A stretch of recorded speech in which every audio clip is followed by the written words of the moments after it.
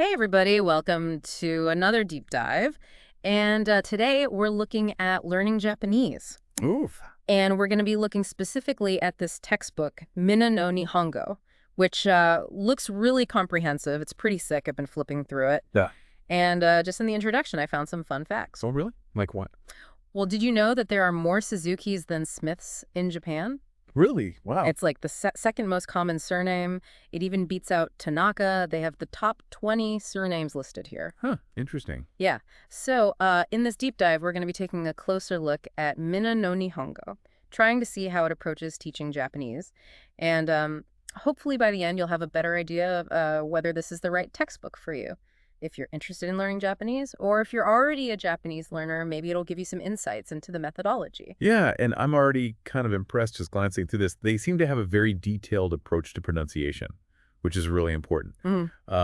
Like they even have sections on pitch, accent, and intonation. Oh, yeah, that's a good point. Those are things that a lot of textbooks just kind of gloss over. Yeah. But they're crucial for actually sounding natural when you speak Japanese. Right. Like you don't want to sound like a robot. Exactly. You want to sound like you actually know what you're doing. Yeah, you want to be able to understand the nuances. And then there's this whole thing, this table of key learning points. It's like a built-in progress tracker.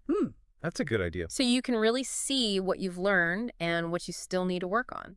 It definitely seems like they've put a lot of thought into making this a really comprehensive and efficient learning experience. For sure. So should we just dive into the structure of the book? Yeah, let's take a look.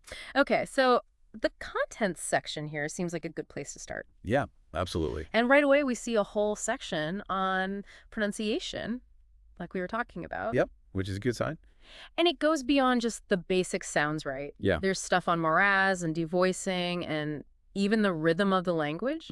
So it seems like they really want to make sure that you understand how Japanese is actually spoken. Yeah, it's not just about knowing how to say the individual words. Yeah. It's about understanding the flow and the musicality of the language. Right. It's like learning an instrument. You need to understand the timing and the rhythm. Exactly. Okay, and then after pronunciation, they have this section on classroom language, everyday greetings and expressions, numerals. Oh, that's useful. I bet that would be so helpful for anyone who's like stepping into a Japanese class for the first time. Yeah, especially if you're feeling nervous. Right. It gives you those basic phrases that you need to get started. Like how to say hello and thank you and all that. Exactly. Okay, so then we get to the heart of the textbook, the lessons themselves. Okay. And it looks like each lesson follows a pretty consistent format. Which is good for building good study habits. Yeah. And they include such a variety of stuff in each lesson. Yeah. It's not just grammar drills. Yeah. There are dialogues and exercises focusing on real-world use. Like they're really trying to equip you to actually use Japanese in everyday situations. And it looks like they include 3 types of practice questions, too. Listening comprehension, grammar, and reading comprehension. Oh, wow. So they're really hitting all the essential language learning skills. Yeah, that's great. It's not just about memorizing vocabulary lists. It's about understanding and being able to apply what you've learned. Absolutely.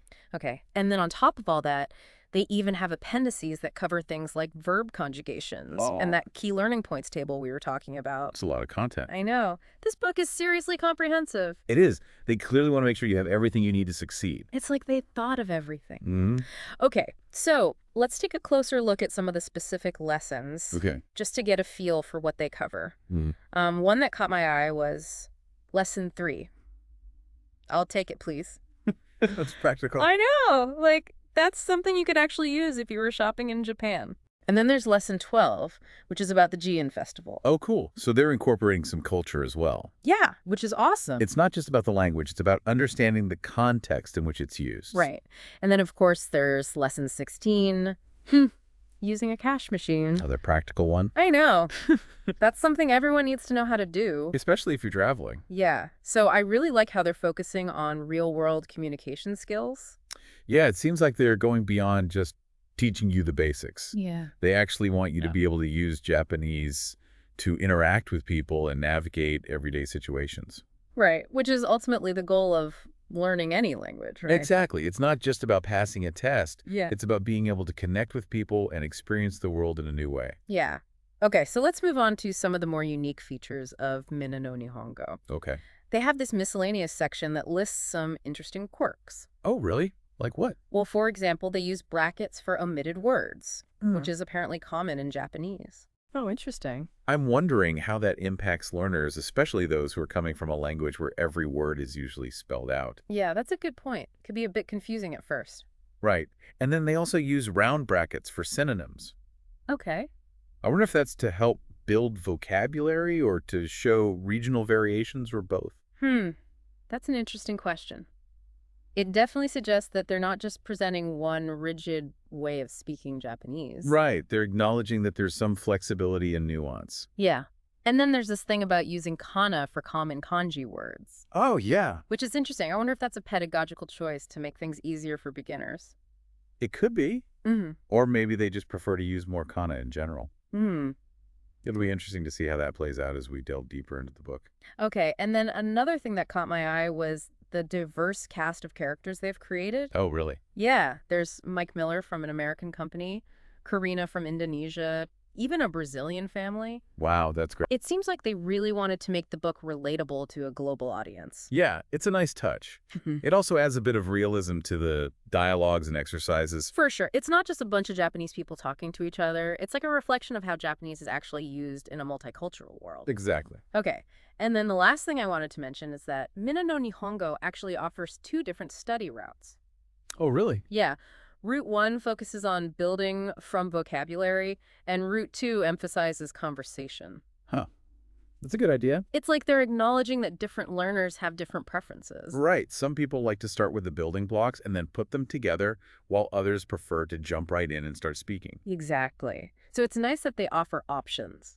Yeah, it shows that they've really thought about how to make the learning process as effective and enjoyable as possible.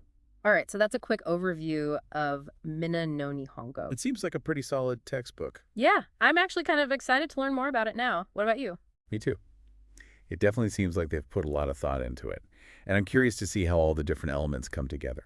Yeah, it makes you wonder, like, if this is just the textbook, imagine how much more fascinating the actual language and culture must be to explore. Absolutely. It's like this is just the tip of the iceberg. Right. There's a whole world out there waiting to be discovered. So what are we waiting for? Let's dive in. Let's do it. Okay, so I'm ready to make some new noises. Where do we even begin with Japanese pronunciation? Well, a good place to start is with the writing system, Okay. because that's going to be the foundation for understanding how the sounds are represented. Makes sense. So in Japanese, there are 3 main scripts: hiragana, katakana, and kanji. Okay. I've definitely heard of all of those, but I always get them mixed up. Right, that's totally understandable. It's a lot to take in at first. So can you break it down for me? Like, what is each one used for? Sure. So think of hiragana and katakana as your phonetic friends. Oh, okay. Like each symbol represents a specific sound, kind of like letters in the English alphabet. Oh, okay. I see. But they're used for different purposes. Oh, how so? So hiragana is used for grammatical elements and words that don't have a kanji counterpart, Okay. whereas katakana is mainly used for foreign words and names. So it's like 2 different sets of phonetic symbols Yeah. for different types of words? Uh-huh. Okay. And then there's kanji, which are the characters that are borrowed from Chinese. Ah, yes, the kanji. And those are a bit more complex because each kanji character represents a whole meaning and a sound. Oh, wow. So it's like a compact package of information. Yeah, I can see how that would add another layer of complexity. It definitely does. Ah. But it also makes the writing system really rich and expressive. Right. So we have hiragana for like the basic sounds and grammar, katakana for foreign words, Yep. and then kanji for like the meanings. Exactly. Okay. And what about when you see Roman letters used? Oh, yeah. That's called romaji. And it's mainly there for the convenience of us non-native speakers. Gotcha. So it's like a bridge between our writing system and theirs. Exactly. It's helpful for things like station names and product labels. But the goal is to eventually be able to read and write using the Japanese scripts. Right. Okay, so now that we have a basic understanding of the writing system, Mm-hmm. let's talk about the actual sounds of Japanese. I'm ready to make some new noises. Great. Well, one important concept to understand is mora. More. Yeah. It's basically a unit of sound that corresponds to one kana. Okay. So it's like the building block of Japanese rhythm. So like each kana gets equal airtime when spoken. You got it. And understanding mora is crucial for grasping the flow and rhythm of spoken Japanese. So it's not just about pronouncing the individual sounds correctly. Right. It's about understanding how they fit together in a rhythmic pattern. Exactly. It's like learning a new musical instrument. Mm. You need to understand the timing and the flow of the notes to create a harmonious melody. That's a good analogy. And just like music, Japanese has its own unique set of rules and patterns. Okay. So remember those 5 vowel sounds, A, I, U, E, U, O. Yes, the foundation. They're the foundation of Japanese pronunciation. And I remember seeing some weird combinations. Like what? Like a smaller kana attached to a bigger one. Like kaya, kyu, kyo. What are those? Oh, those are called yoan sounds. Yoan. Okay. And basically a consonant plus the Y sound squeezed in before the vowel. So it's like ki plus a equals kia. Exactly. Okay. So they definitely add that distinct Japanese flavor to the pronunciation. For sure. And they can be a little tricky to get used to at first. I bet. Okay, so we talked about mora and yoan sounds. What else is there? Bring on the hard stuff. All right. Well, one thing that often trips up learners is the concept of devoicing. Devoicing.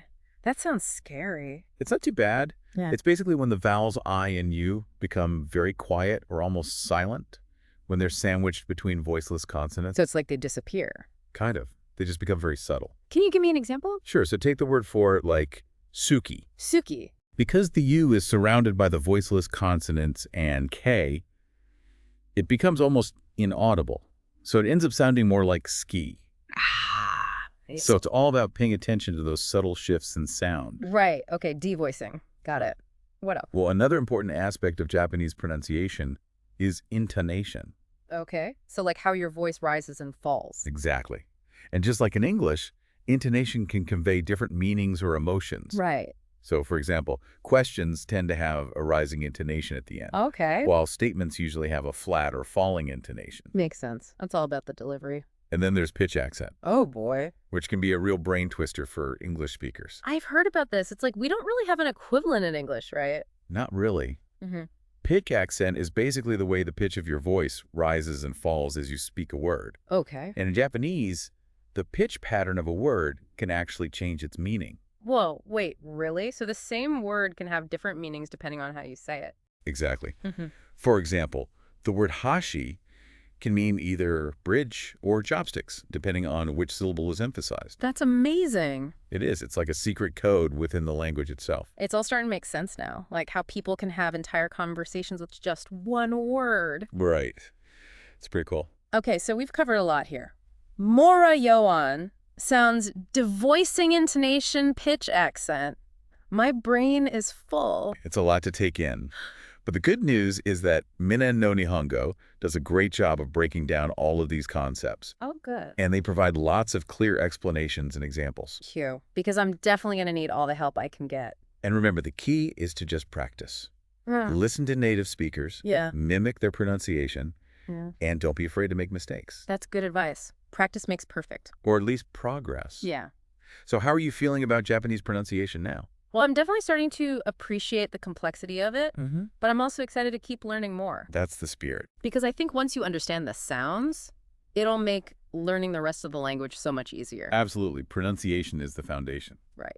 So now that we've tackled that, Mhm. I guess it's time to move on to the next challenge. Which is Grammar. Wait, Japanese grammar. You ready for this? I think so. Bring on the particles and verb conjugations. All right, let's do it. Okay, so we're diving into Japanese grammar now, right? And like, I've heard it can be pretty tough. Is it really that different from English? Yeah, Japanese grammar definitely has its own unique logic. But don't worry, Minna no Nihongo does a really good job of introducing things gradually. Okay, good. Because I need all the help I can get. So where do they even start? Yeah. Well, right off the bat, in Lesson 1, they introduce these essential particles like wa and desu. Particles, those are those little words that seem to be everywhere in Japanese sentences. Exactly. They might be small, but they're super important. They're like the glue that holds sentences together. Yeah. They show how the different parts of a sentence relate to each other. Okay. So, for example, wa is often called the topic marker. It basically tells you what the sentence is about. So like if I wanted to say I am Mike, would I use wa after I to show that I am the topic? Exactly. And then desu would come after Mike to kind of link the topic to the information being given about it. So the whole sentence would be Watashi wa Mike desu. You got it. Watashi wa Mike desu. Hey, I'm getting the hang of this. I knew you would. Yeah. And as you go through the book, you'll learn all sorts of other particles too, like ga, which marks the subject of a sentence, o, which marks the object, ni, which indicates location or time. There are a lot. Wow. It's like each particle has a very specific job to do. Exactly. And once you understand how they work, it makes understanding Japanese sentences so much easier. Okay, particles. I think I'm starting to get it. What about verbs, though? This seemed kind of scary. Well, verbs in Japanese are pretty interesting. They conjugate, which means they change form depending on things like the tense, politeness level, and all sorts of other grammatical nuances. So it's not just a matter of adding an ed or an ing like we do in English. Nope. It's a bit more complicated than that. But Minna no Nihongo does a great job of breaking it all down. Okay, good.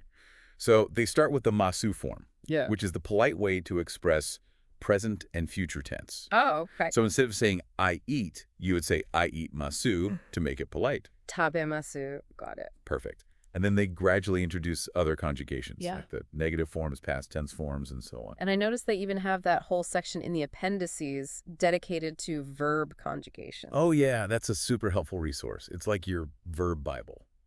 Okay, so we've got particles and verbs down. Yeah. What else? Are there like adjectives and adverbs and stuff too? Oh, yeah. Minna no Nihongo covers all the essential parts of Japanese grammar. Adjectives, adverbs, conjunctions, different sentence structures, the whole shebang. It really does seem like they've thought of everything. They really have. And what's really cool is that they don't just teach you the grammar rules in isolation. They show you how to use them in real-life situations. Right, so you're not just learning the how, but also the why. Exactly. Yeah. It makes the learning process so much more engaging and meaningful. So overall, what's your take on the grammar section of Minna no Nihongo? I think they do a fantastic job of breaking down what could be a very intimidating topic. Yeah. They present the information in a clear and logical way, and they provide tons of examples and practice exercises to help you really understand and internalize the concepts. It's like they're holding your hand every step of the way. Exactly. They want you to succeed. Wow. So after taking this deep dive into Minna no Nihongo, what are your final thoughts? Well, I'm really impressed, I have to say. Me too. It's clear that a lot of thought and care went into creating this textbook. It really does seem like the perfect resource for anyone who's serious about learning Japanese. Yeah, it's comprehensive, it's well-structured, Mm. and it's engaging.